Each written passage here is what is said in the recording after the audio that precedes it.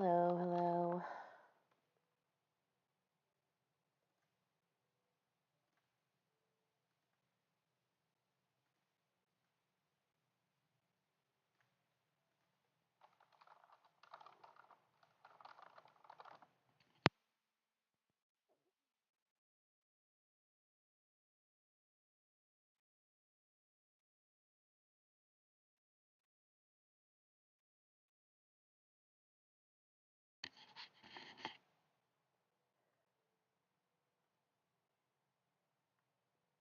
Let me know if you're in the chat, guys.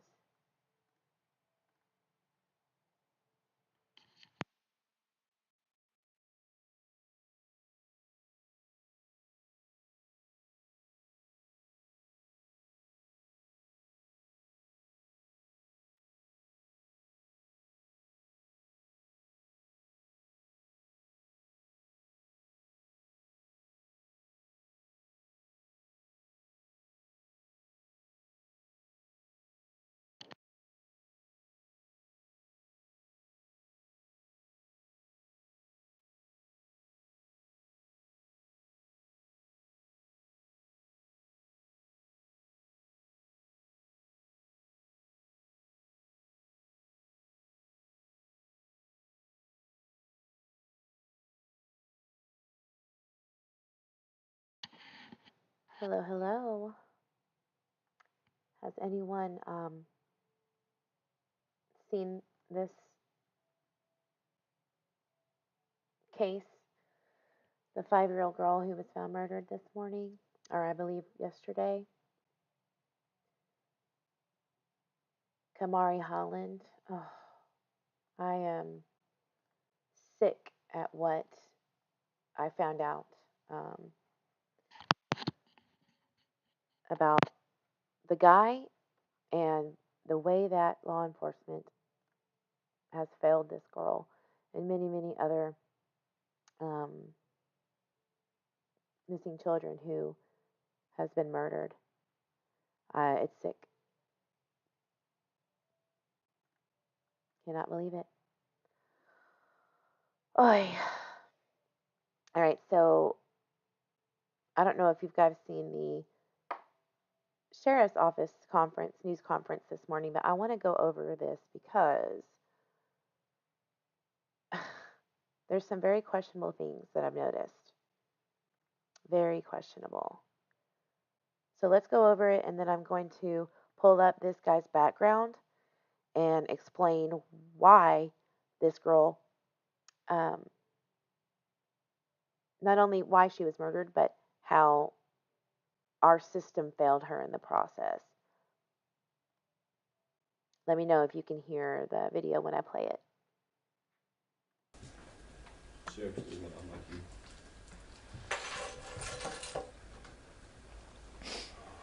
Y'all step up here behind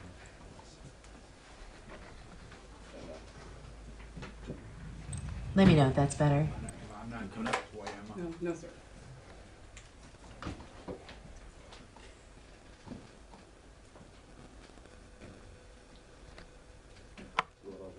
Um,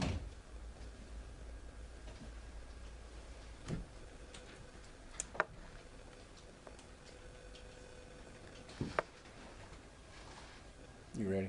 Stand by. DQ.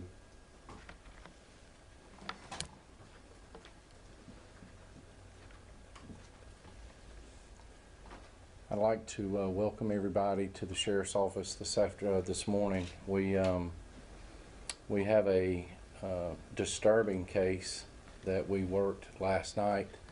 Up here with me this morning is Assistant Chief Fitzpatrick from Columbus Police Department and our Chief Deputy District Attorney Rick Chansey from the Russell County DA's office.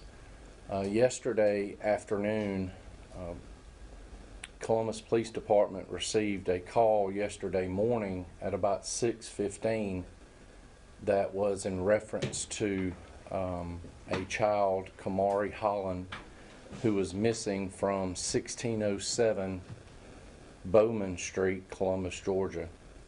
The mother, Christy, Hoskins called and reported her 5-year-old missing when she woke up was not in the house. Kamarie is the daughter of Christy Hoskins and Kamarie Holland. Corey lives here in Phoenix City. Columbus Police Department began work in this case and did a lot of great work and developed Mr.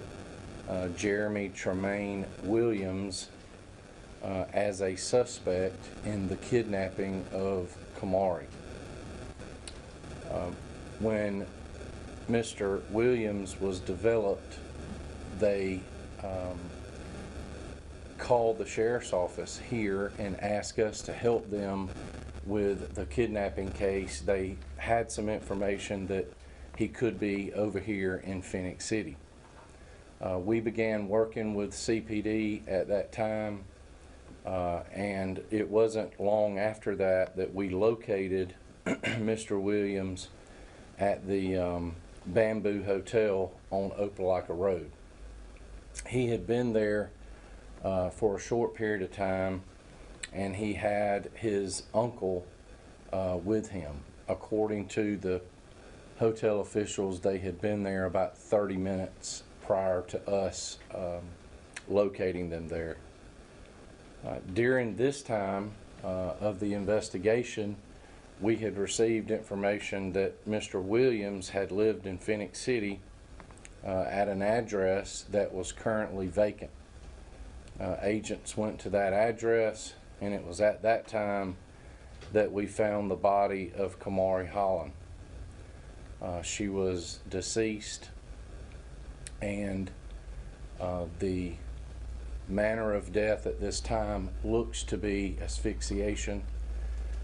It did appear from the scene that there was some sexual abuse.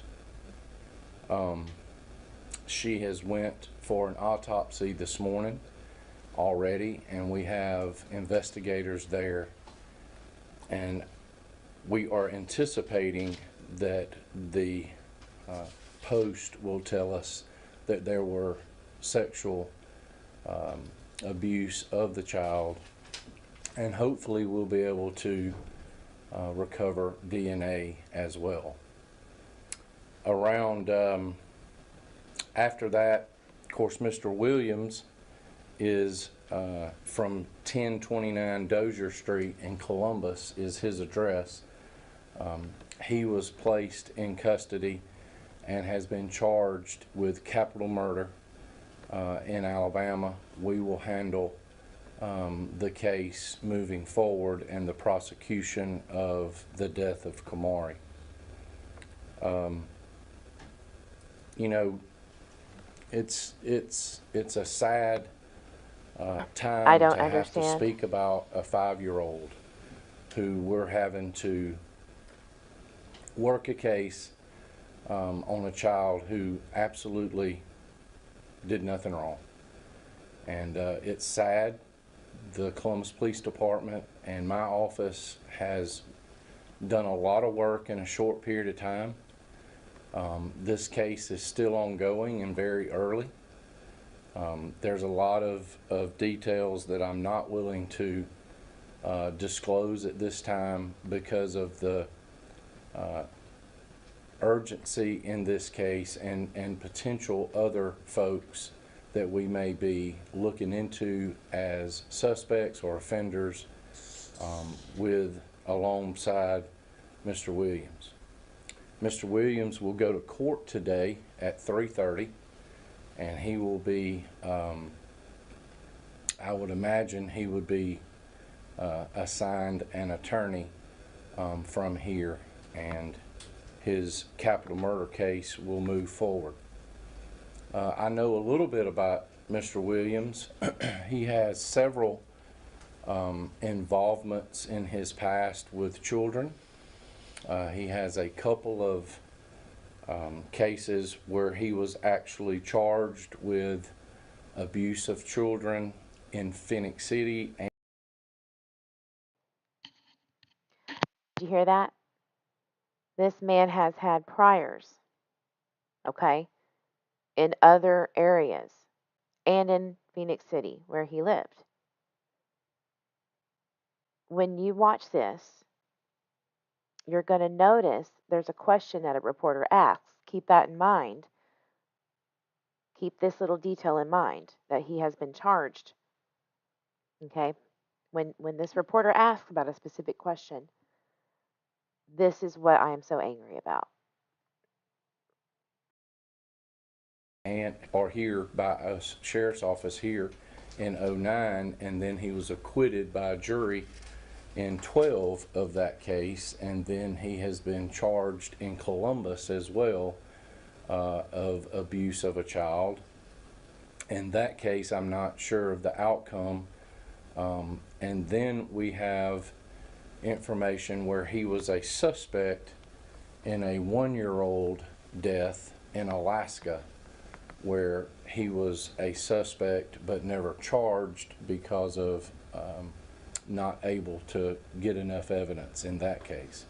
So I feel confident that we have the offender in custody, and that our work in this case and our autopsy at the state will produce enough evidence to get a conviction on Mr. Williams for the capital murder of Kamarie.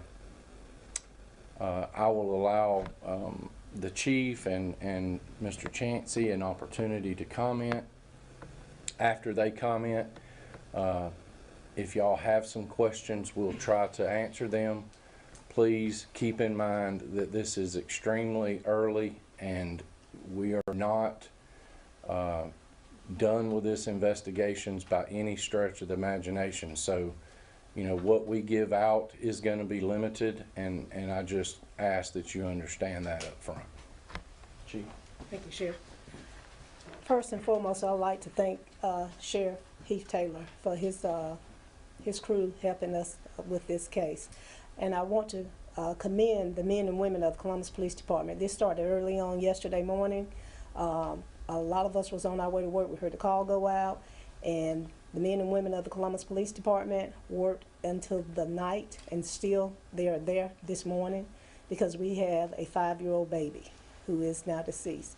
So that shows you the dedication and the high level of efficiency that we have in working with our missing children. Also, on another note, when we got over to the scene last night, Sheriff, your team was already on hand and doing what they were supposed to do and making sure they had everything from our team. So we worked collaboratively together with Russell County, and we want to thank you for that relationship that we do have with you guys. Other than that, like the sheriff said, this is an early on investigation. Obvious reasons we cannot disclose a lot of details about it, but the number one priority is getting closure for this baby who was taken away from us at this time of year. Thank you. Thank you, Sheriff. Thank you, Chief. It is not a pleasant experience to go through what's been happening the last day. To see what this family has gone through, from not knowing until knowing late last night what happened to this 5-year-old child. And I would ask that the community's thoughts and prayers remain with this family, because this is just a horrific experience that they're going through, and the information that they're learning about what Kamarie went through is just awful. So I would ask the community to send us your thoughts and prayers, but respect their privacy as they're going through a very, very emotional time here, as you can imagine.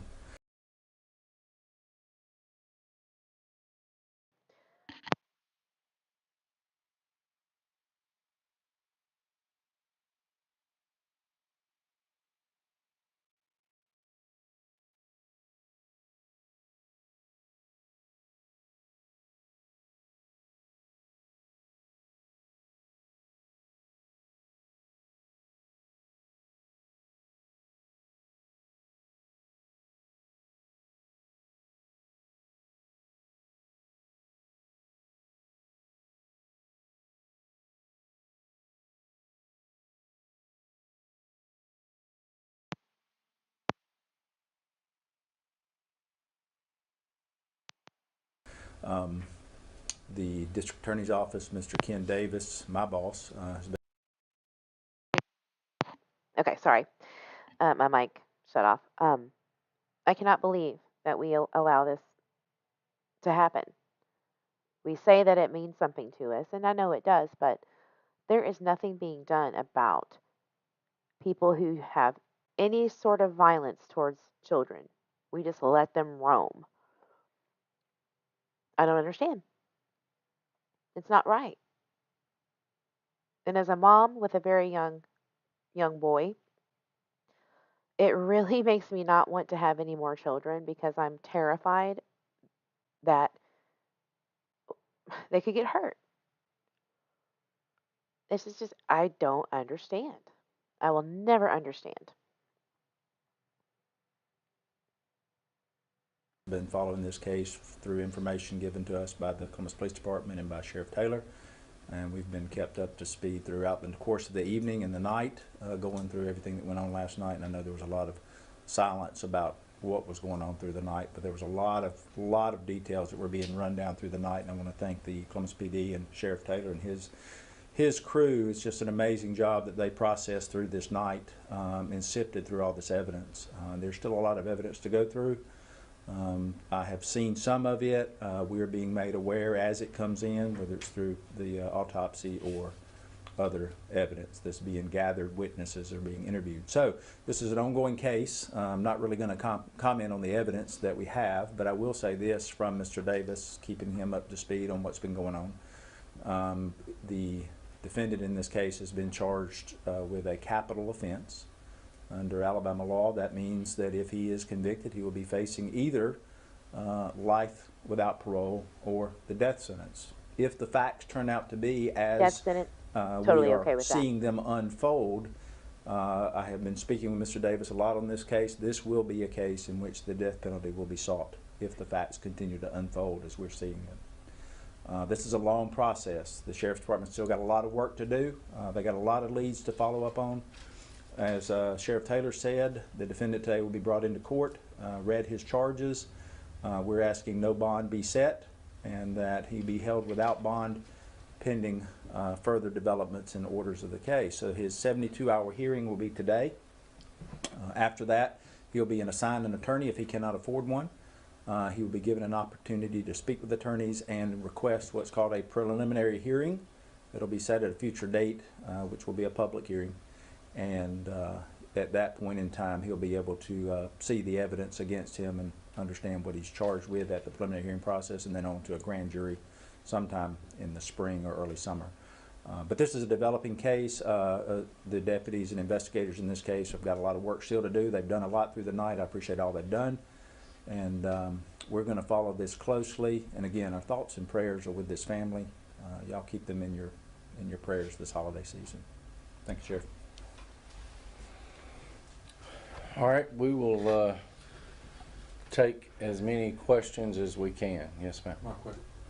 Did he have any kind of relationship with the victim's family? Did he know them in any type of way? We, at this point, we believe that the mother and the offender did have a relationship, not from a dating perspective, but did know each other.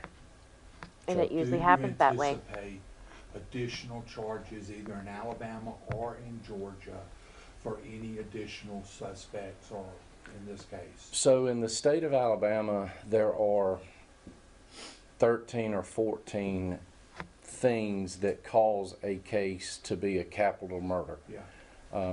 One is that the victim is under 14. We have charged him with that currently. I suspect that we will also try to charge him with, once the evidence is completely in, with capital murder during kidnapping and potentially capital murder during a rape. So those are all different things that would be a separate charge, but I expect that we will have some additional charges at probably grand jury down the road that we would present to a grand jury. As to CPD, obviously the chief and their district attorney, I would imagine, confer with each other and see if there's something else that they would want to do, or if they would just lend all of their evidence and all the things to the cases that we have, which would be a potential death penalty case anyway. Are y'all still investigating Chief Fitzpatrick? We are. We're working right now. There's an ongoing investigation in Columbus as well as an ongoing investigation in Phoenix. Yes. Yeah, we will work this case jointly from here to the time it goes to court. One follow-up question, this will be from Mr. Chansey. Is this case, hold on, it'll be for you, Sheriff, I apologize. How were y'all able to identify Mr. Williams as a suspect so rapidly? There were several things that CPD were working on early. I don't want to disclose some of those because of the nature and because of what we have to do in the future. But he was developed by CPD early, probably midday yesterday, and that's how when they called us, we were looking for him. Yes, ma'am. Was he on the sex offender registry? No, he was not. Question, people at the beach. Excuse me. Excuse me. He was not. He was not on the registry. That is a huge problem.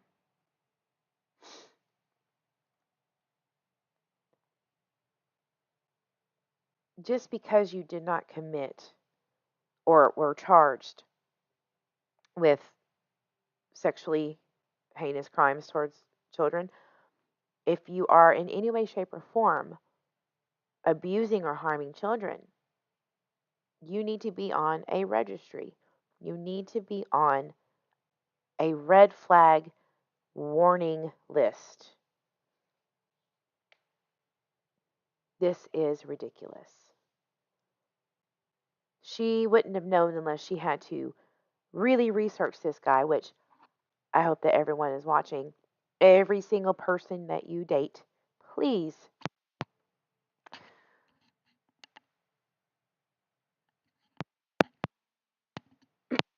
One second.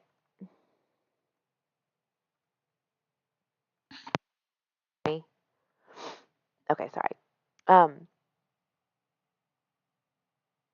I just don't understand why we allow this stuff to happen. Like just because you're on some kind of offender list doesn't mean everyone gets to see it. I think it is the city and county's responsibility to make sure that everyone knows exactly who moves in and out of your city. You're not always going to know.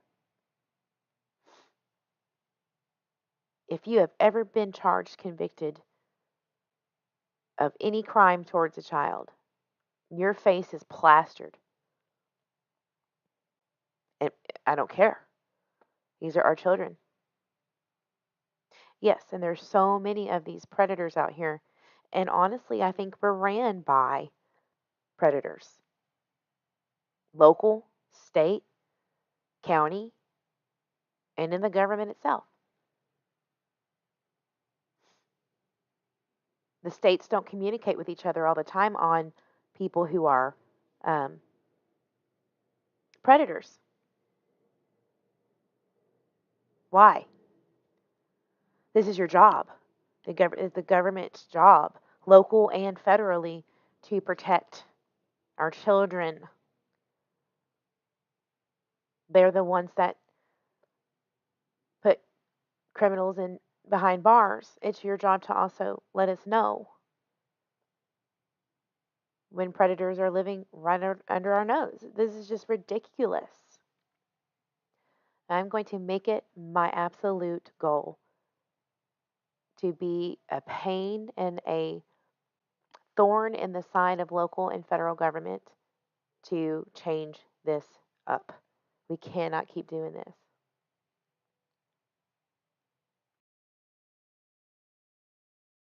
Food Motel say he frequents that area often to come there and do his drugs. Was this drug related? We're looking into that. It's very possible that there was potential drug relations to it, but we're not going to know that right now. We do know that he frequented the hotel And we also know that we believe he sold a little bit of drugs off and on, maybe to support his own habit. We're not sure, but we're looking into all of those things. Yes, ma'am. I don't know if this is giving too much detail, but I know you said the mother was asleep when Kamarie was gone. So is it safe to say that maybe Williams was at their home and that's how he managed to get Kamarie? Well, Um, again, the report that was made by the mother to Columbus Police Department was that when she woke up, the daughter was gone around 5:50 in the morning, and that the front door was open. She doesn't say that he was there, and we're looking into all the possibilities of how that occurred. So, obviously, this started in Columbus, and it ended in Phoenix City. So our agencies will cooperate and collaborate with all of the evidence on both sides of the river to make this case. I have no doubt that we'll be able to do that, and we will be successful in doing that. So, yes, ma'am. Is the uncle being considered an accessory? No, I think they were able to confirm the things that he told us, how recently he had been picked up, and those types of things. I believe that everybody feels pretty safe that he wasn't an accessory to any of what went on prior to being picked up. Is the mother a One suspect? strike and you're out. That's The right. mother has been spoke to. We're going to speak to her again. I don't know how she's going to turn out, to be honest with you. She may be perfectly fine. She may not be. But that's just part of the investigation. do you guys know if there's any kind of motive to this at all? I definitely think the motive was a sexual Oh yeah. encounter. I think she's You complicit, mentioned that but the not mother and the directly. suspect had a My relationship, gut. but it wasn't I guess an intimate relationship, if you will, and you said that he's a known drug dealer. Was he selling her drugs, and was she high when she was asleep, or? We're not getting into all that at this time. It's too early. There's so much to look into before anybody can make those comments. So it's just not ready for that.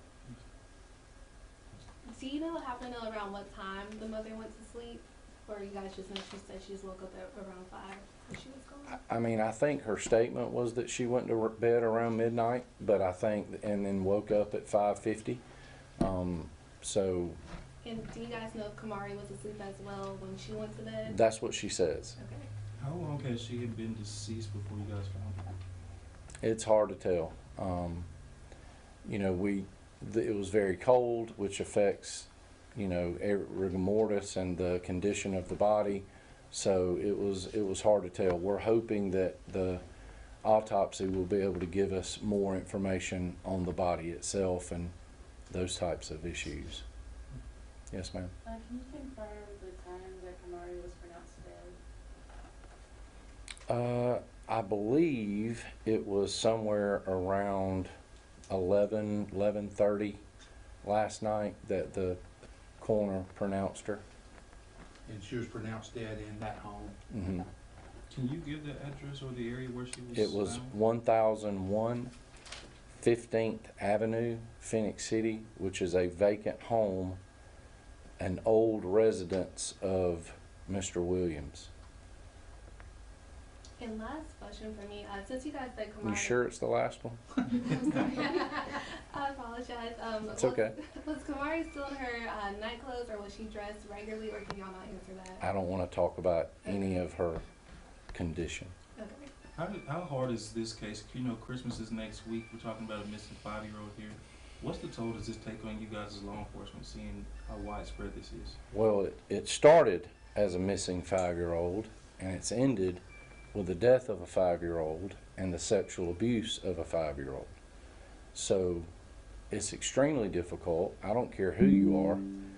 I've been in this business for 35 years, and it never is easy to watch. Not imagine going through um, a holiday without my child. And I think that's why everybody is so concerned about Summer Wells and any missing child. But he said it. I don't want to talk anything about her state. That tells me this was way worse than we can imagine. This is I don't want to imagine it. And here's the thing about being an empath and a medium. When you read these stories, sometimes you don't connect and sometimes you do.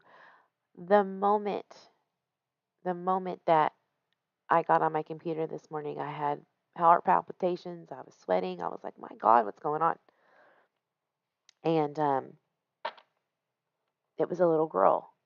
There was a little girl last night on my TikTok readings that I do, and I was like, "There's a little person. I don't know if they're I don't really know." And I was thinking that they were a part of a another reading or someone else's reading, but it was her, you know. I'm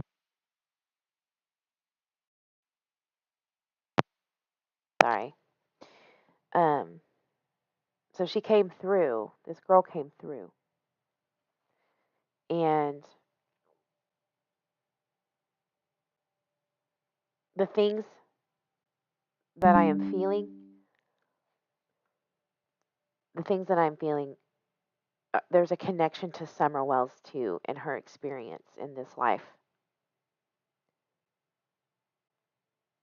And so, this has got to change. There are so many 5-year-olds, specifically 5-year-olds, who are missing or end up dead and assaulted, you know? And this cannot happen. Summer Wells, Michael Vaughn. There is something called societal justice, in my opinion, where it is our responsibility to hold our people of our community at the highest standards with their children. And I don't know why we still live in that 1920s mentality that you just don't get involved in other people's lives with their kids until they're dead or until they're missing or until it's too late. Done with it. We should all be so done with this.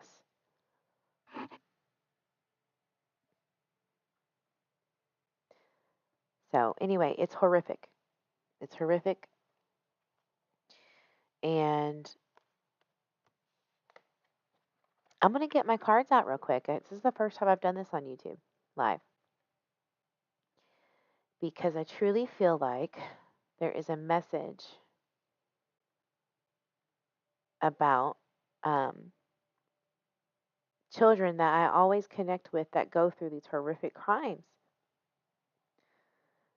And I'm going to speak on their behalf today.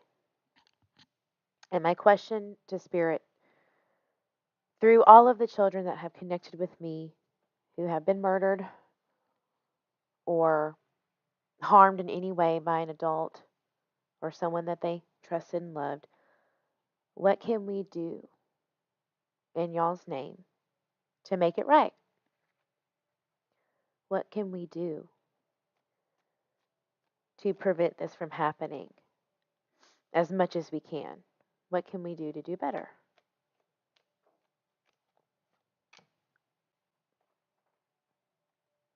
It's going to cost and take a lot of resources.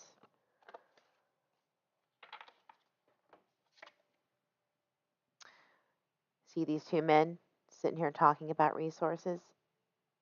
The FBI, there's not enough manpower or resources to handle all of these cases.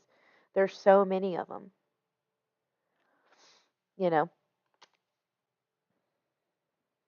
thousands and thousands and hundreds of thousands of kids go missing in child protective services alone, you know? And it's going to take a literal abruption, a change, a disruption. Someone who is strong enough to come in and just wreck the entire system and rebuild it. Because I really do think that our government, when it comes to child protective services, as well as our local government, are actually a part of the problem with why these children end up missing or dead. And we have lost that sense of community where we're supposed to hold each other accountable and our neighbors accountable for doing the right thing to their families. See something, say something. There needs to be um, child welfare checks, not just through CPS. At any time, if you think that there is a child being abused or neglected, immediately call authorities who can go and check up on them. Why is this so difficult? Why do we make it go through an organization or an agency that has been proven and has been found guilty of trafficking children? Not okay.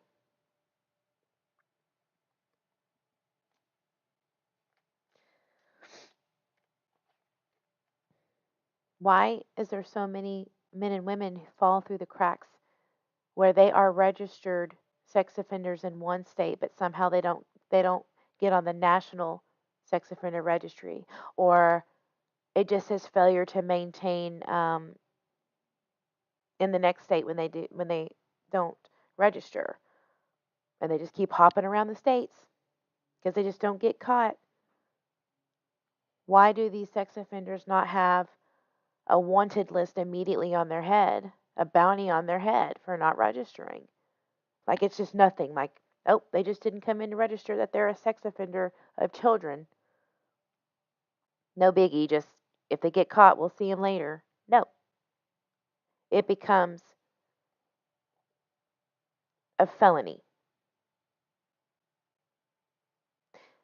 A felony, and not only does it become a felony, excuse me, there's a mandatory 20-year sentence or 30-year sentence or something crazy, something so severe and out of this world to keep our children safe. They matter.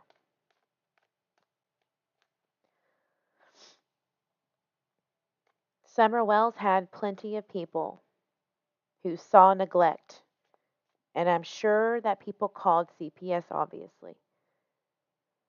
But CPS is failing and have been for a very long time.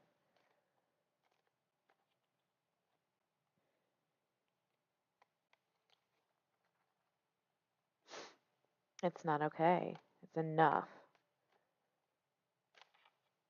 Or it's just going to keep on happening because these guys are addicted. This is the devil card.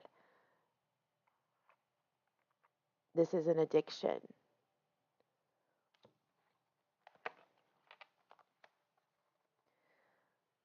Children are not people, to these animals.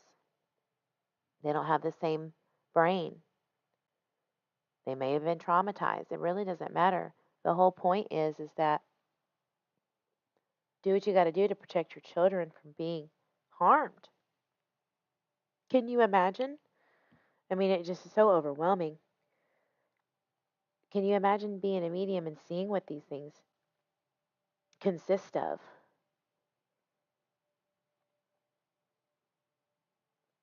It'll rip you to shreds.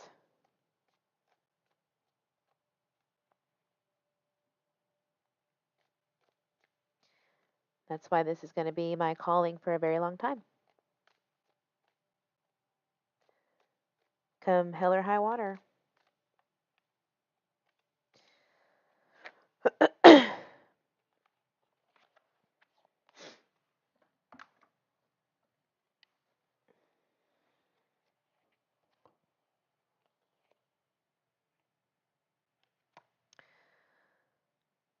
It's also going to take the justice system to reorganize their entire process in convictions. No more plea deals. Do not pass go. Do not collect $200. If you are proven to even think about hurting that child, no plea deals, no bargains, no, well, if you um, give me the 4 pedophiles that you know of that you know you're in contact with, then we'll give you 5 years so that you can go right back out and either kill, harm, or abuse another child. This is ridiculous. It's going to take someone who has a magician like appeal and resources to get that done. So it looks like there is a lot more that needs to be done on resources. There are so many cases of these addicts,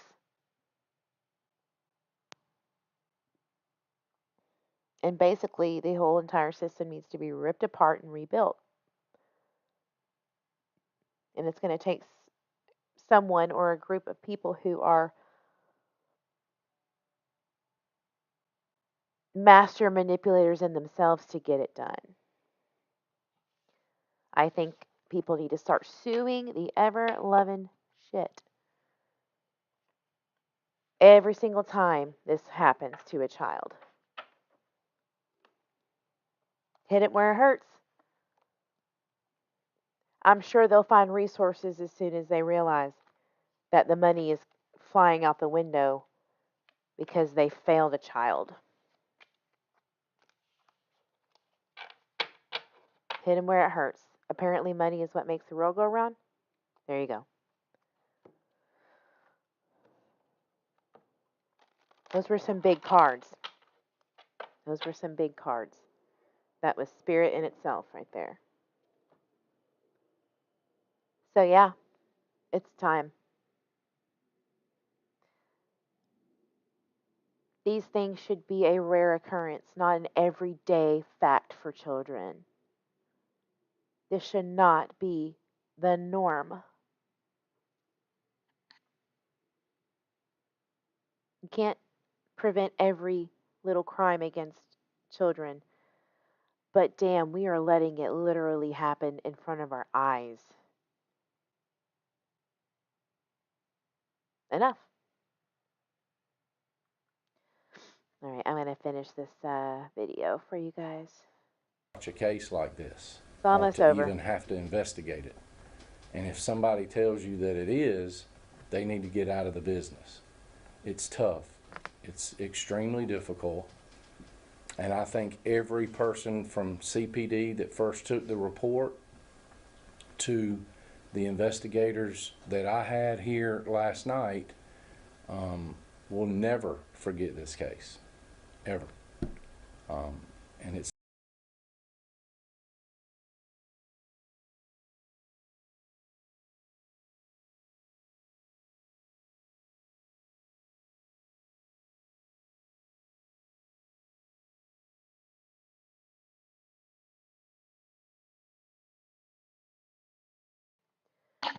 Tell that was breaking his heart.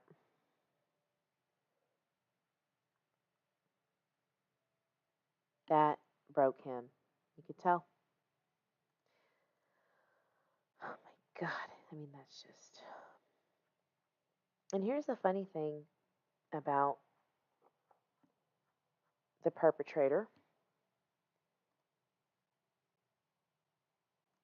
He, you can't find a lot of his criminal record on anything online. So it makes me feel like the state that he is in, or was at the time, failed. They weren't reporting the information correctly.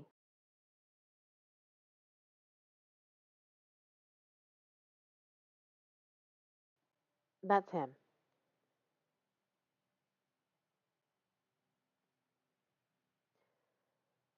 He doesn't even look one bit sorry. He looks perturbed, like a monster.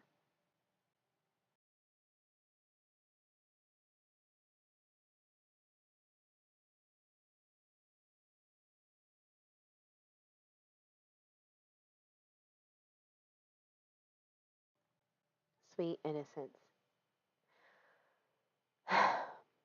So, what I'm going to do, guys, is I'm going to really research um, getting a petition ready. This is my little baby, by the way. And he is my reminder to keep fighting for these children and also keeping my own safe. Um, I'm going to fight to get laws passed, at least in my state in Texas, but on a federal level as well, that we need to do better with reporting these offenders, not only sexual offenders, but physical abuse offenders. That is it. That's what I want. And I'm going to do a huge series on that soon. So let your friends know. Please, subscribe and like.